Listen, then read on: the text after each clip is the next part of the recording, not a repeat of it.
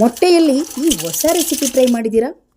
Omelette ಒಳಗಡೆ ಬೇಯಿಸಿರುವ ಮೊಟ್ಟೆ ಹಾಕಿ ನೋಡಿ, ತಿಂದವರು ಕಳೆದೇ ಹೋಗ್ತಾರೆ. ತಡ ಯಾಕೆ, ಬನ್ನಿ ಇವತ್ತಿನ ಹೊಸ ರೆಸಿಪಿ ಮೊಟ್ಟೆಯಲ್ಲಿ ಗಮ್ಮತ್ತಾಗಿರುತ್ತೆ. ಬನ್ನಿ ಹೇಗೆಲ್ಲ ಮಾಡೋದು ಅಂತ ನೋಡ್ಕೊಂಬರೋಣ. ಇದಕ್ಕೆ ನಾನು 3 ಮೊಟ್ಟೆ ಬೇಯಿಸಿರೋದು ತೊಗೊಂಡಿದ್ದೀನಿ. ಇದಕ್ಕೆ ಟೊಮೆಟೊ ಪೇಸ್ಟ್ ಮತ್ತು ಈರುಳ್ಳಿ ಪೇಸ್ಟ್ ಬೇಕಾಗುತ್ತೆ. ಸಣ್ಣದಾಗಿ ಕಟ್ ಮಾಡಿರುವ ಈರುಳ್ಳಿ ಹಾಗೆ ಕೊತ್ತಂಬರಿ ಸೊಪ್ಪು, ಹಸಿಮೆಣಸಿನಕಾಯಿ. ಬನ್ನಿ ರೆಸಿಪಿ ಶುರು ಮಾಡೋಣ. ಒಂದು ದಪ್ಪ ತಳದ ಕಡಾಯಿ ಇಟ್ಕೊಂಡು ಅದಕ್ಕೆ 2 ಚಮಚದಷ್ಟು ಎಣ್ಣೆ ಸೇರಿಸ್ಕೊಂಡಿದ್ದೀನಿ. ಇದಕ್ಕೆ ಕಸ್ತೂರಿ ಮೆಂತಿ ಬೇಕಾಗುತ್ತೆ. 2 ಚಮಚದಷ್ಟು ಕಸ್ತೂರಿ ಮೆಂತಿ ಹಾಗೆ ಸ್ವಲ್ಪ ಸಣ್ಣದಾಗಿ ಕಟ್ ಮಾಡಿರುವ ಈರುಳ್ಳಿಯನ್ನು ಹಾಕಿ ಚೆನ್ನಾಗಿ ಮಿಕ್ಸ್ ಮಾಡಿಕೊಂಡು ನಾವು ರುಬ್ಬಿ ಇಟ್ಕೊಂಡಿರುವ ಈರುಳ್ಳಿ ಪೇಸ್ಟು ಮತ್ತು ಟೊಮೆಟೊ ಪೇಸ್ಟನ್ನು ಸೇರಿಸ್ಕೊಳ್ತಾ ಇದ್ದೀನಿ.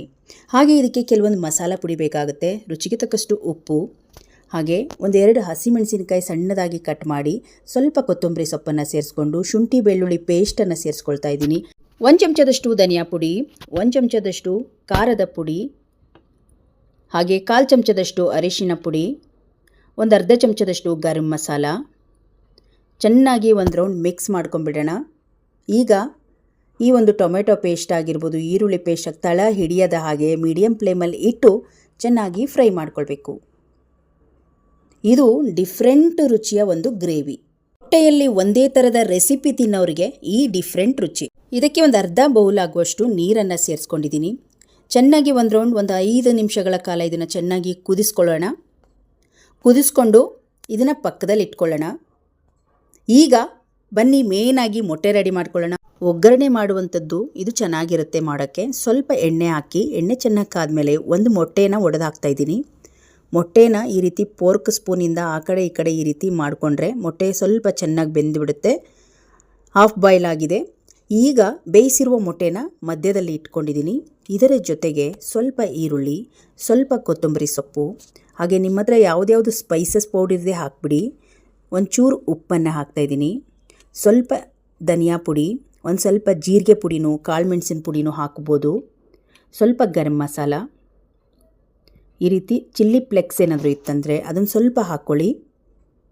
ಅದ್ರ ಮೇಲೆ ಇನ್ನೊಂದು ಮೊಟ್ಟೆಯನ್ನು ಒಡೆದಾಕಿ ನೋಡಿ. ಟೋಟಲ್ ಒಂದು ಮೊಟ್ಟೆಗೆ 3 ಮೊಟ್ಟೆ ಸೇರಿಸಿದ್ದೀನಿ.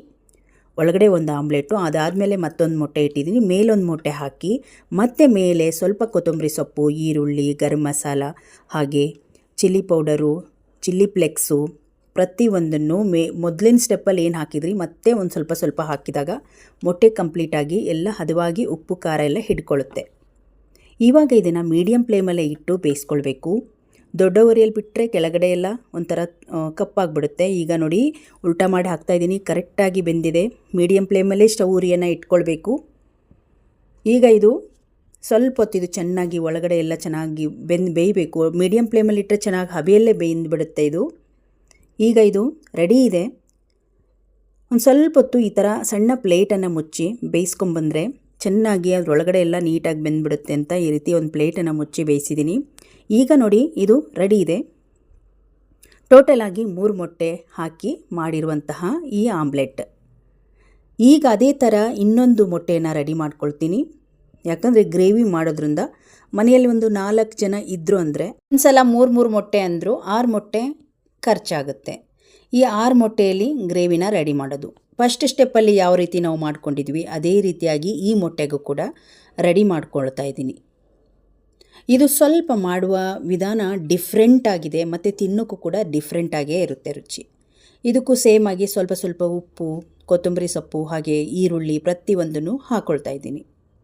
ನೋಡಿ ಈ ಮೊಟ್ಟೆ ಕೂಡ ಚೆನ್ನಾಗಿ ಬೆಂದಿದೆ. ಉಲ್ಟಾ ಮಾಡಿ ಹಾಕ್ತಾಯಿದ್ದೀನಿ. ಇವಾಗ 2 ಮೊಟ್ಟೆ ರೆಡಿ ಆಯಿತು.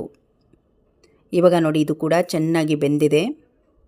ಒಂದು ಪ್ಲೇಟನ್ನು ಮುಚ್ಚಿದರೆ ಆ ಹಬೆಯಲ್ಲಿ ನೀಟಾಗಿ ಬೆಂದುಬಿಡುತ್ತೆ. ಇವಾಗ ತಟ್ಟೆಗೆ ಹಾಕ್ಕೊಳ್ಳೋಣ. ಅಂದರೆ ಒಂದು ಮೊಟ್ಟೆಯಲ್ಲಿ 2 ಭಾಗ ಮಾಡಿಕೊಂಡ್ರೆ ಟೋಟಲಾಗಿ 4 ಪೀಸ್ ಆಗುತ್ತೆ. ಇವಾಗ ಕಟ್ ಮಾಡ್ಕೊಂಬಿಡೋಣ. ಇದಕ್ಕೆ ಮೇಲೆ ನೀವೇನಾದರೂ ಗ್ರೇವಿ ಮಾಡ್ಕೊಂಡಿಲ್ಲ ಅಂದರೆ ಹಾಗೆ ಈ ರೀತಿ ಸ್ವಲ್ಪ ಈರುಳ್ಳಿ, ಕೊತ್ತಂಬರಿ ಸೊಪ್ಪು, ಸ್ವಲ್ಪ ಚಾಟ್ ಮಸಾಲ, ಸ್ವಲ್ಪ ಗರಂ ಮಸಾಲ, ಚಿಲ್ಲಿ ಪೌಡರನ್ನು, ಪೆಪ್ಪರ್ ಪೌಡರನ್ನು ಹಾಕ್ಕೊಂಡು ಸ್ನ್ಯಾಕ್ಸ್ ರೀತಿಯಾಗಿ ಮಕ್ಕಳಿಗೆ ಕೊಡ್ಬೋದು. ನೀವೇನಾದರೂ ಗ್ರೇವಿ ಮಾಡ್ತೀರಿ ಅಂದರೆ ಈ ರೀತಿ ಒಂದು ಪೀಸಲ್ಲಿ ಕಟ್ ಮಾಡ್ಕೊಂಬಿಡಿ. 2 ಪೀಸ್ ಆಗುತ್ತೆ. ನೀಟಾಗಿ ಚಾಕುವಿಂದ ಈ ರೀತಿ ಕಟ್ ಮಾಡ್ಕೊಂಬಿಡಿ. ನೋಡ್ತಾ ಇರ್ಬೋದು ನೀವು. ಎಷ್ಟು ಚೆನ್ನಾಗಿ ಒಳಗಡೆನೂ ಕೂಡ ಬೆಂದಿದೆ. 2 ಪೀಸ್ ಮಾಡ್ಕೊಂಡಿದ್ದೀನಿ. ಈಗ ಸೇಮ್ ಅದೇ ಮೊಟ್ಟೆಯಲ್ಲಿ ಕೂಡ ಮತ್ತೆ 2 ಪೀಸನ್ನು ಕಟ್ ಮಾಡ್ಕೊಂಬಿಡೋಣ. ಹೀಗೆ ಕಟ್ ಮಾಡ್ಕೊಂಡು ರೆಡಿ ಮಾಡಿಕೊಂಡು ಗ್ರೇವಿಗೆ ಮಿಕ್ಸ್ ಮಾಡ್ಕೊಳ್ಳೋಣ. ನೋಡಿ ತುಂಬ ಚೆನ್ನಾಗಿ ಬೆಂದಿದೆ. ಈಗ ಗ್ರೇವಿ ಕೂಡ ರೆಡಿ ಇದೆ ನೋಡಿ. ಮತ್ತೆ ಸ್ಟವ್ ಉರಿಯನ್ನು ಅಂಟಿಸಿ, ನಿಮಗೇನಾದರೂ ಗ್ರೇವಿ ಏನಾದರೂ ಗಟ್ಟಿ ಅನಿಸಿದರೆ ಸ್ವಲ್ಪ ನೀರನ್ನು ಹಾಕಿ ಅದನ್ನು ಉಪ್ಪೆಲ್ಲ ನೋಡಿಕೊಂಡು ಹದವಾಗಿ ಮಾಡಿಕೊಂಡು ನಂತರ ಕುದಿಯೋ ಟೈಮಲ್ಲಿ ಮೀಡಿಯಮ್ ಫ್ಲೇಮಲ್ಲಿಟ್ಟು, ಸ್ಟವ್ ಉರಿಯನ್ನು ಮೀಡಿಯಮ್ ಫ್ಲೇಮಲ್ಲಿಟ್ಟು ಇದನ್ನು ಹಾಕಿಬಿಡಿ ಮೊಟ್ಟೆನ. ಮತ್ತು ಸ್ವಲ್ಪ ಕೊತ್ತಂಬರಿ ಈರುಳ್ಳಿನ ಮೇಲೆ ಈ ರೀತಿ ಉದುರಿಸ್ಬಿಟ್ರೆ ಗ್ರೇವಿ ಸಖತ್ತಾಗಿ ರೆಡಿಯಾಗಿದೆ. ಡಿಫ್ರೆಂಟ್ ರುಚಿಯಲ್ಲಿ ರೆಡಿಯಾಗಿದೆ. ನೀವು ಎಂದಿಗೂ ತಿಂದಿರದ ರುಚಿ ಅಂತಲೇ ಹೇಳ್ಬೋದು ಸ್ನೇಹಿತರೆ. ಮೊಟ್ಟೆಯಲ್ಲಿ ನಾರ್ಮಲಾಗಿ ಸಾಂಬಾರಾಗಿರ್ಬೋದು, ಎಗ್ ಬುರ್ಜಿ, ಎಗ್ ರೈಸು ಅದೆಲ್ಲ ತಿಂದಿದ್ದೀರಾ. ಈ ರೆಸಿಪಿನ ಈ ಡಿಫ್ರೆಂಟ್ ವಿಧಾನದಲ್ಲಿ ಮಾಡಿ ನೀವು ಕಳೆದೇ ಹೋಗ್ತೀರಾ. ಯಾರಾದರೂ ನೆಂಟರು ಬಂದಾಗ ಕೂಡ ಮಾಡಿಕೊಟ್ರೆ ಏನಪ್ಪ ಇದು ಹೊಸ ರುಚಿನೇ ಅಂತಾರೆ. ನೋಡಿ, ಇವಾಗ ಗಮ್ಮತ್ತಾಗಿರುವ ಮೊಟ್ಟೆಯಲ್ಲಿ 6 ಮೊಟ್ಟೆಯಲ್ಲಿ ಮಾಡಿರುವ ರೆಸಿಪಿ ರೆಡಿ ಆಯಿತು. ಇವಾಗ ಇದು ಚಪಾತಿಗೆ, ಪರೋಟ ಜೊತೆಗೆ, ಅನ್ನಕ್ಕೆ, ಗೀ ರೈಸಿಗೆ ಎಲ್ಲದಕ್ಕೂ ತುಂಬ ಚೆನ್ನಾಗಿರುತ್ತೆ. ನಾನಿದ್ರ ಜೊತೆಗೆ ಮಸಾಲೆ ಚಪಾತಿ ಮಾಡ್ಕೊಂಡಿದ್ದೆ. ಮಸಾಲೆ ಚಪಾತಿ ಕೂಡ ತುಂಬ ಚೆನ್ನಾಗಿರುತ್ತೆ. ಇಲ್ಲಾಂದರೆ ಪ್ಲೇನ್ ಚಪಾತಿ ಕೂಡ ಮಾಡ್ಕೊಳ್ಬೋದು. ಈಗ ಬಿಸಿ ಬಿಸಿಯಾಗಿರುವ ಚಪಾತಿ ಕೂಡ ರೆಡಿ ಆಗ್ತಾಯಿದೆ. ಬಿಸಿ ಚಪಾತಿ ಜೊತೆಗೆ ಈ ಗ್ರೇವಿ ಹಾಕಿ ತಿಂತಾ ಇದ್ದರೆ ಏನೋ ಒಂಥರ ಡಿಫ್ರೆಂಟ್ ರುಚಿಯಲ್ಲೇ ನಿಮಗೆ ಈ ಗ್ರೇವಿನ ಸವಿಬಹುದು ನೀವು. ಈಗ ಬನ್ನಿ ಸರ್ವ್ ಮಾಡ್ಕೊಳ್ಳೋಣ. ತಟ್ಟೆಗೆ ಮೊಟ್ಟೆ, ಹಾಗೆ ನೋಡಿ ಗ್ರೇವಿ ಕೂಡ ಗಟ್ಟಿಯಾಗಿರೋದ್ರಿಂದ ಚಪಾತಿಗಂತೂ ತುಂಬ ಚೆನ್ನಾಗಿರುತ್ತೆ. ಇನ್ನು ನೀವು ತೆಳು ಮಾಡ್ತೀವಿ ಅನ್ನೋದಾದರೆ ಮತ್ತು ಕ್ವಾಂಟಿಟಿನ ಜಾಸ್ತಿ ಪ್ರಮಾಣದಲ್ಲಿ ತೊಗೊಂಡ್ರೆ ಸ್ವಲ್ಪ ಗ್ರೇವಿ ಜಾಸ್ತಿ ಆಗುತ್ತೆ. ನಾನು 4 ಜನರಿಗೆ ಮಾಡಿರೋದ್ರಿಂದ ಇಷ್ಟು ಗ್ರೇವಿ ರೆಡಿಯಾಗಿತ್ತು. ಇವತ್ತಿನ ರೆಸಿಪಿ ಡಿಫ್ರೆಂಟ್ ವಿಧಾನದಲ್ಲಿ ಇದಾಗಿತ್ತು.